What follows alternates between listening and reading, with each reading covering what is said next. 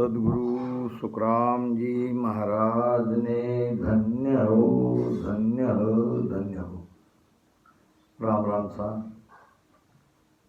कर्मी नर को अंग यानी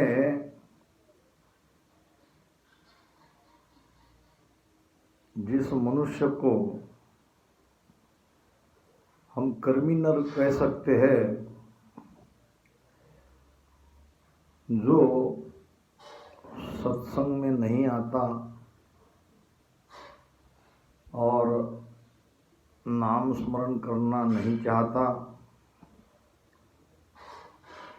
इसका कारण है उसके अपने किए हुए कर्म। तो कर्म के कारण ये कर्म का रोग जब तक लगा है तब तक भजन भक्ति की चाहना पैदा नहीं होती। कर्म बहो करणिया घणी, रोग रयो घट चाय, इन कारण सुख राम कहे, राम रटन नर नहीं चाय। कर्म के कारण ये ऐसा होता है। वैसे देखा जाए तो सबकी आत्मा परमात्मा का अंश ही है। हर आत्मा परमात्मा में मिलना भी चाहती है, क्योंकि ये आत्मा का स्वाभाविक धर्म है। फिर क्या कारण है कि संसार में कुछ ही लोग भक्ति करते हैं, कुछ ही लोग भजन करते दिखते हैं, बाकी तो सब माया के सुख में राजी है। इसका कारण है कर्म। कर्म के कारण ही भक्ति करने का भाव मनुष्य के अंदर पैदा नहीं होता।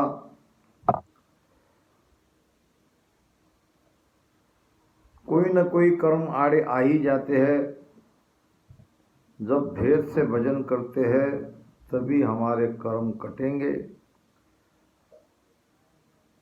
मन भजन और भक्ति करना ही नहीं चाहता है। सदगुरु सुखराम जी महाराज ने कर्मी नर का अंग लिखा है। इस कर्मी नर के अंग में कई प्रमाण देकर हमें समझाया है कि कर्मी मनुष्य कैसे रहते हैं और क्यों वो भजन भक्ति करना नहीं चाहते। मनुष्य का हम दुखी क्यों है, तो कर्म के कारण। संचित कर्म हमारा वहाँ तो सुरक्षित है, उसमें से हम कुछ प्रारब्ध लाए हैं और प्रारब्ध भुगतते भुगतते और क्रियमान कर्म कर रहे हैं। तो इस प्रकार जीव ये तीन कर्मों के चक्कर में या तीन प्रकार के कर्मों के चक्कर में घूम रहा है। तो भजन भक्ति नहीं करेंगे तो कर्म नहीं कटेगा। कर्म नहीं कटेगा तो जो क्रियमान कर्म हम कर रहे हैं वो फिर जाके संचित में मिलेगा। अब कर्म काटने का एक ही उपाय है भजन, और कर्मी मनुष्य भजन करना नहीं चाहता। तो कर्मी मनुष्य के लिए चाहिए कि वो आके सत्संग में बैठे, राम नाम का सुमिरन करे, तभी उनके जीवन में आनंद आ सकता है। आइए गुरु महाराज इस विषय में क्या समझाना चाहते हैं। जल पाहन घी कूप झूठ गुल आग न झेले, बालक संग जवान ही जनर से जन खेले, भगतर छिपे न घाव आंधळो चावन देखे, लाडू किया अनेक चाक लेते बिन पेखे, काली उनन रंग चढ़े लाका करो उपाय।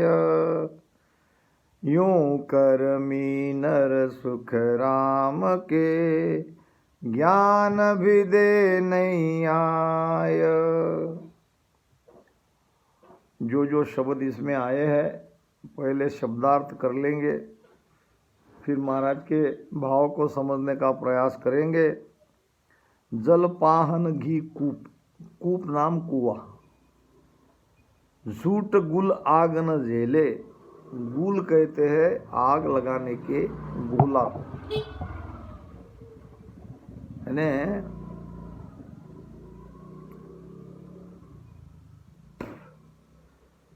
रुई के कपास की एक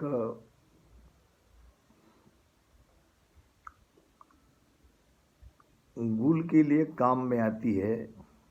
ऐसे चकमक से पत्थर के ऊपर पत्थर घिसते हैं, उनका घर्षण करते हैं और चकमक के पत्थर से घर्षण से वो आग पैदा होती है जो रुई में पकड़ते हैं, उसको कहते हैं गुल। हीज कहते हैं हिजड़ा मनुष्य। हीज नर सेजन खेले, बालक संग जवान हीज नर सेजन खेले। और बगतर छिपेन घाव, आंधड़ो चावन देखे। बख्तर कहते हैं लड़ाई के मैदान में जब लड़ाई करने के लिए जाता है तो ये बख्तर पहनता है। कवच, लोहे का कवच शरीर को ढका रखते हैं, शत्रु का वार अंदर शरीर में नहीं जाता है, तो उसको कहते हैं बख्तर।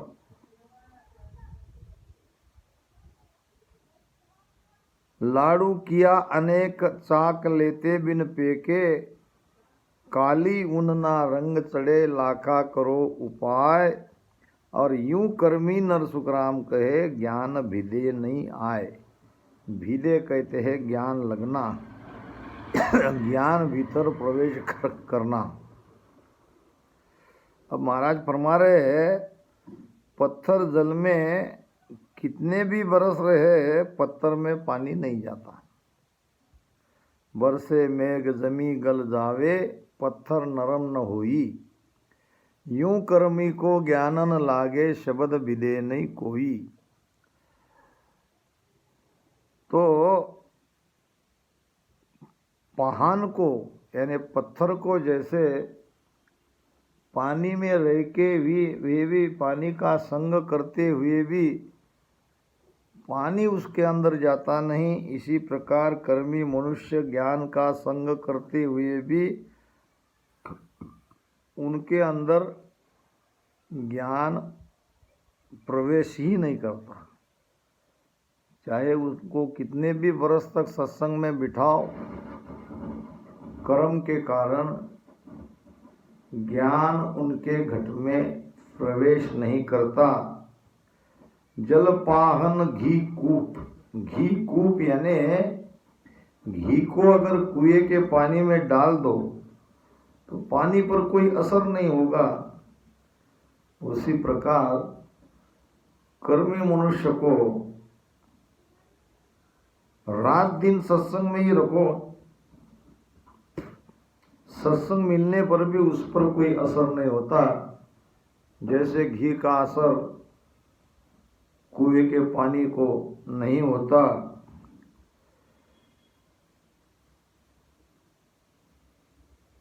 कर्महीन व्यक्ति को सत्संग मिलने पर भी उनके भीतर ज्ञान नहीं जाता। झूठ गुल आगन झेले, पुराने जमाने में हुक्का चिलम चकमक से आग पैदा करके पीते थे। अब वो गुल को जलाकर पीते थे। रुई के गोले में चकमक के घर्षण से पैदा हुई चिंगारी जिसमें लेते हैं उसे कहते हैं गुल। अब गुल में अगर चिंगारी है तो वो सच्ची गुल है। अब गुल राख हो गई, मान लो कि रस्सी जल गई, ऊपर से रस्सी हुई, रस्सी दिख रही है मगर वो रस्सी कोई काम की नहीं। इसी प्रकार जिसमें आग की चिंगारी नहीं है ऐसे गुल से वो हुक्का चिलम पिया नहीं जा सकता। बूझी हुई गुल से कोई आग जला नहीं सकते। उसी प्रकार कोई झूठमुठ की संगत भी करे तो कर्म के रहते ज्ञान धारण नहीं कर सकते। बालक संग जवान ही जन से जन खेले। बालक के साथ जवान स्त्री को क्या सुख मिलेगा? उसी प्रकार नपुंसक व्यक्ति के साथ भी स्त्री को कोई संसार का सुख नहीं मिलता। इसी प्रकार ब्रह्म ज्ञान भी कर्मी मनुष्य को नहीं लगता, वो ब्रह्म ज्ञान धारण नहीं कर सकते। ब्रह्म ज्ञान का जो सुख है ऐसे कर्मी मनुष्य को क्या लाभ? जैसे बालक स्त्री का सुख नहीं ले सकता, नपुंसक स्त्री का सुख नहीं ले सकता, उसी प्रकार ये कर्मी मनुष्य ब्रह्म सुख को प्राप्त नहीं कर सकते, ब्रह्म सुख का आनंद नहीं कर सकते। बख्तर छिपे न घाव आंधड़ो चावन देके। बख्तर कहते हैं कवच को, ऊपर के लोह के कवच से भीतर शरीर के अंदर जो घाव है वो घाव छिप नहीं सकते।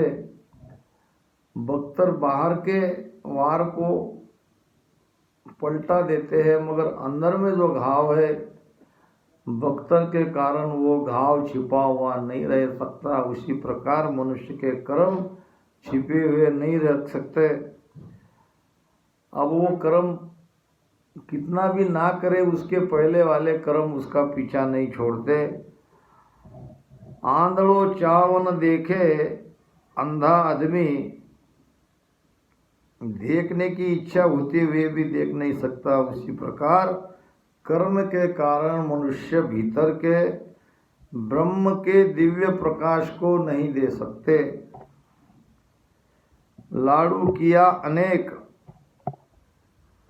महाराज कहते हैं कि लाड़ू तो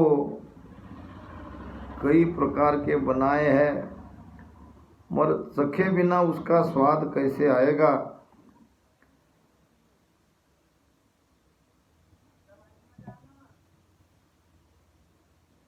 कई प्रकार के लाड़ू चखे हैं, बिना स्वाद का पता कैसे चले? उसी प्रकार ज्ञान तो जगह जगह सुनने को मिलता है, कर्म कटेगा तो भीतर प्रगटेगा, भीतर प्रगटेगा तभी तो ब्रह्म का आनंद क्या है वो चखने को मिलेगा। अब जो आंधा है, जो ज्ञान अंधा है, उसको ब्रह्म ज्ञान कैसे लखने में आ सकता है?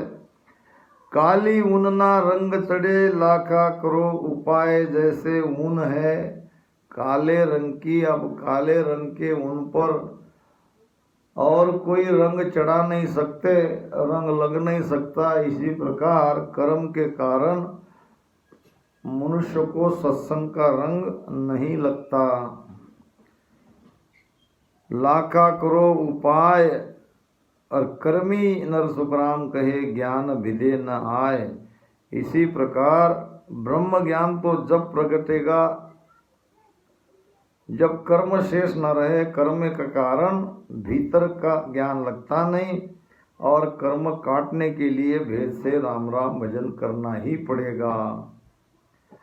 आक ईक आदित आक कारी यूं करमी, जूं मरकट सिर पाव अरड़ पोपा को चिरमी। सर्प दूध विष होय मरे कर मिसरी खावे। चौदिस सायर नीर प्रेत प्यासो दुख पावे। यूं कर्महीन के नहीं बने साध संगत का जोग। दाख पल्या सुख राम कहे हुए काग को रोग। आक कहते हैं आकड़ा को और ईक कहते हैं गन्ना को। आदित कहते हैं मेल नहीं, दोनों मिलते नहीं, बेमेल। आककारी यानी आँख का इलाज कराने वाला। अरड़ पोपा राजस्थान में एक जाति है अरड़ पोपा की। पुराने जमाने में जंगल में रहते थे और चिरमी कहते हैं उस गुंज को जो सुनार के पास रहती है, वो काम में लाते हैं। जो लाल कलर की छोटी छोटी रहती है उसको कहते हैं चिरमी या गुंज। अब आक ईक आदित, आकड़ा का दूध और गन्ने का रस एक में मेल नहीं खाता। जैसे आकड़े का दूध अगर आँख में पड़ जाए तो आँख खराब हो जाए, अंधा हो जाता है। और वही गन्ने का रस आँख में डालने से आँख निर्मल होती है, दिखाई देने लगता है। जिसकी नज़र कम है उसको ज़्यादा दिखाई देने लगता है।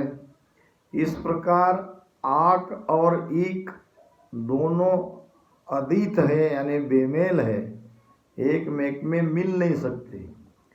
इसी प्रकार कर्म और ज्ञान दोनों बेमेल है। जहाँ कर्म है वहाँ ज्ञान नहीं, जहाँ ज्ञान है वहाँ कर्म नहीं। ये दोनों अलग स्वभाव के हैं। आककारी यूं कर्मी, आककारी यानी आँख का इलाज कराने वाला जैसे सूर्य के तरफ देख नहीं सकता, इसी प्रकार कर्मी मनुष्य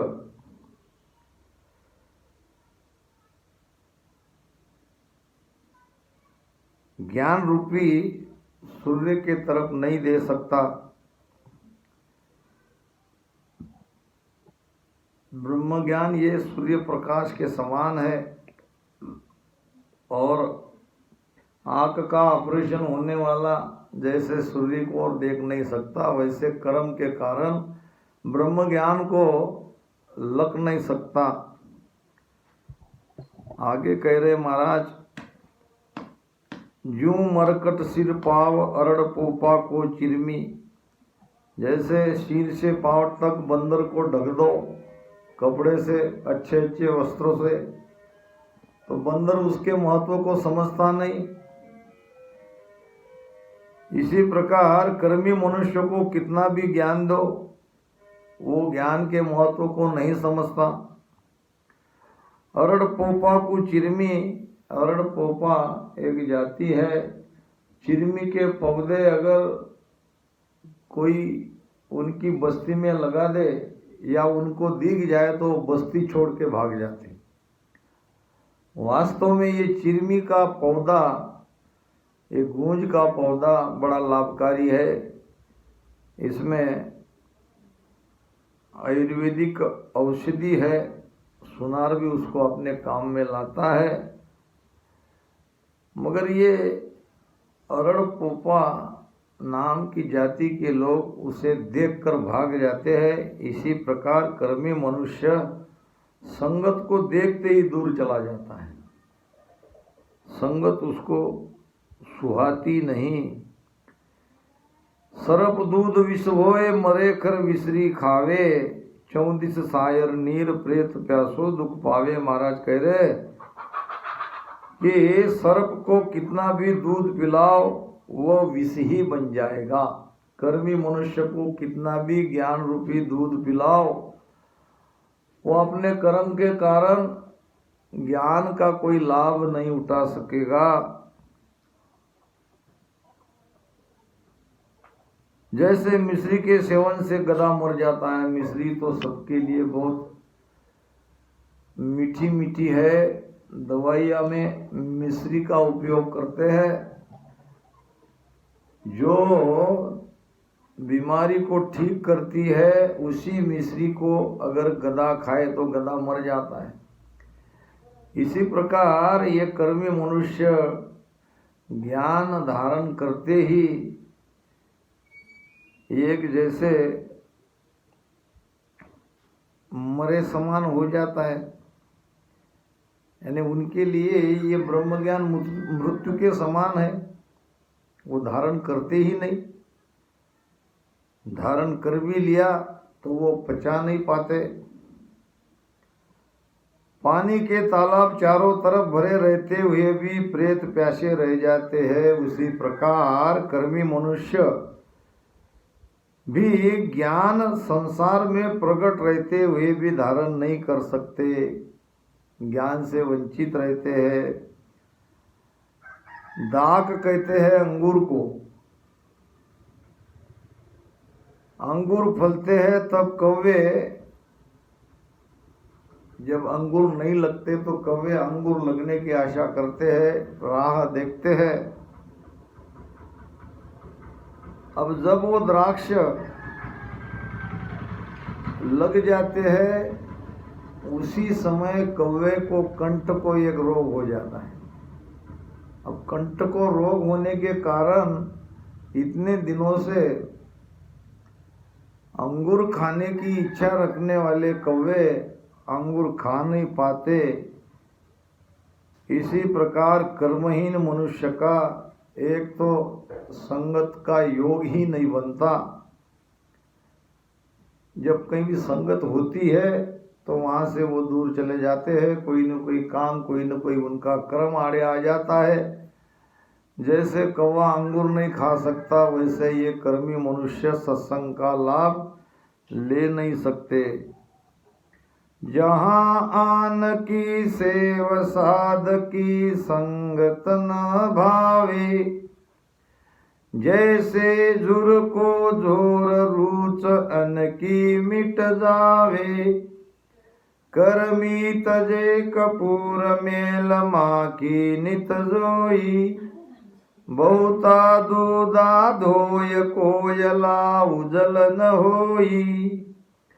सदा संजीवन जीव को सुन पाती अनसु मरे, यूं कर्म उदो सुख राम जी, ब्रह्म भक्ति कैसे करे। आन याने आत्मा के अलावा और कोई भक्ति नहीं करना। और ये पीर की भक्ति भी आन भक्ति कहलाती है।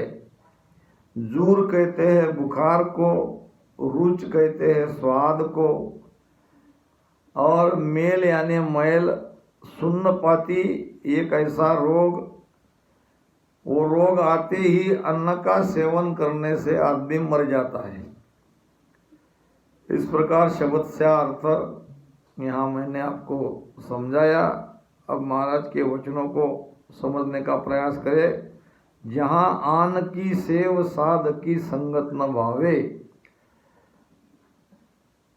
जो आन उपासना करते हैं उनको संतों की संगत अच्छी नहीं लगती।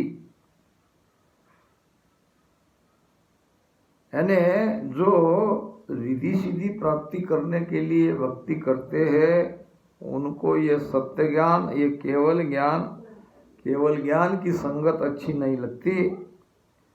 वे भजन करना ही नहीं चाहते। जैसे जुर को जोर रूच अन्न की मिट जावे, बुखार के रहने से भूख मिट जाती है, भोजन अच्छा नहीं लगता। उसी प्रकार कर्म के कारण ब्रह्म ज्ञान अच्छा नहीं लगता। कर्म रूपी बुखार से ब्रह्म ज्ञान रूपी भोजन अच्छा नहीं लगता। कर्मी तजे कपूर मेल माकी नित जोई, और बहुता दूधा धोय कोयला उजल न हुई।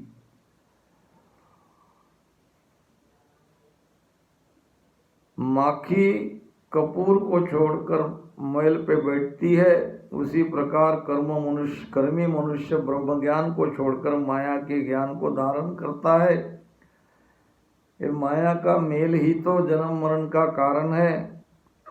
कोयले को सफेद दूध से कितना भी धोया जाए, काला रंग उसका कभी नहीं मिटेगा। उसी प्रकार कर्मी मनुष्य को कितना भी ज्ञान दो, कितनी संगत क्यों न कर ले, ब्रह्म का रंग लगेगा ही नहीं। सदा संजीवन जीव को सुन पाती अनसु मरे, यूं कर्म उदो सुखराम जी ब्रह्म भक्ति कैसे करे। अन्न हर जीव के लिए पोषक है, यानी शरीर का पोषण अन्न से ही होता है। अन्न जीवन देने वाला है, लेकिन यही अन्न अगर सुन्नपाती नाम का रोग जिसे हुआ है वो अगर भोजन करता है तो वो तुरंत मर जाता है। इसी प्रकार यह ब्रह्म ज्ञान तो संजीवन ज्ञान है, अमर करने वाला ज्ञान है, मगर यही ज्ञान अगर कर्मी को दे तो वो कर्मी मर जाएगा। मतलब उसको ये ज्ञान अच्छा नहीं लगेगा। भूल चूक से धारण भी कर ले तो उन्हें उसमें कोई रुचि नहीं रहेगी, यानी मरे जैसे रहेंगे। जबकि ब्रह्म ज्ञान अमर करता है। उदे भान पर कास जीवता नहीं राजी, घूघू तस्कर चोर चमक पर भयंग बेराजी। दियो मान मुसाल जोत हीरा की जावे, यूं पतिव्रता को देख वेश्या बहु दुख पावे। यूं हरिजन मंड प्रगटिया कर्मी नर मुरझाय। ज्ञान चक्र सुख राम कहे लगे कनपटी माय। चमक कहते हैं प्रकाश को, भयंग माने सर्प, और मुसाल यानी मशाल, मंड नाम सृष्टि, और ज्ञान चक्र यानी ज्ञान की चोट। महाराज फरमाते हैं उदय भान प्रकाश जीव एता नहीं राजी। चार प्रकार के जीव प्रकाश से यानी सूरज का उजाला उन्हें भाता नहीं, अच्छा नहीं लगता, वे दुखी हो जाते हैं। वो है घुघु, तस्कर, चोर तथा सर्प। घुघु को तो दिन में दिखता नहीं, रात में ही दिखता है। तस्कर को भी रात अंधेरा अच्छा लगता है, दिन के उजाले में उनका धंधा नहीं चलता। चोर भी रात का ही इंतजार करते हैं, रात का अंधेरा ही उनके लिए अच्छा है। उनका चोरी का धंधा रात में ही कर सकते हैं जब सब लोग सो जाते हैं। और सर्प को भी उजाला अच्छा नहीं लगता। तो इसी प्रकार के कर्मी मनुष्य को ज्ञान रूपी प्रकाश अच्छा नहीं लगता, यानी कर्मी जीव को ब्रह्म ज्ञान भाता नहीं, वे संगत से दुखी हो जाते हैं। ब्रह्म ज्ञान की संगत जहाँ होती है, जहाँ भजन की बात होती है, वो सुनकर उसे दुख होता है। जैसे सूर्य के प्रकाश के सामने दीपक और मशाल की लौ कमजोर पड़ जाती है। दियो मान मुसाल जोत हीरा की जावे, यूं पतिव्रता को देख वेश्या बहु दुख पावे। उसी प्रकार ब्रह्म ज्ञान के सामने और सभी ज्ञान फीके पड़ जाते हैं। बाकी ज्ञान तब तक ठीक लगते हैं जब तक सूर्योदय न हो। सूर्य प्रकाश अगर हो जाता है तो छोटे छोटे दिए, ये मशाल, ये सब फीके पड़ जाते हैं। जैसे हीरा का प्रकाश भी चला जाता है, सूर्य प्रकाश के सामने हीरा की प्रकाश की भी कोई कीमत नहीं। इसी प्रकार कर्मी मनुष्य को ब्रह्म ज्ञान जहाँ कहीं होता है वहाँ वो मुरझा जाते हैं, फीके पड़ जाते हैं, उनको ठीक नहीं लगता। जैसे पतिव्रता स्त्री को देख वेश्या दुखी होती है, उसी प्रकार ब्रह्मज्ञानी को देखकर आन की भक्ति करने वाले, माया की भक्ति करने वाले दुखी हो जाते हैं। यूं हरिजन मुंड प्रगटिया कर्मी नर मुरझाए, और ज्ञान चक्र सुखराम कहे लगे कनपटी माय।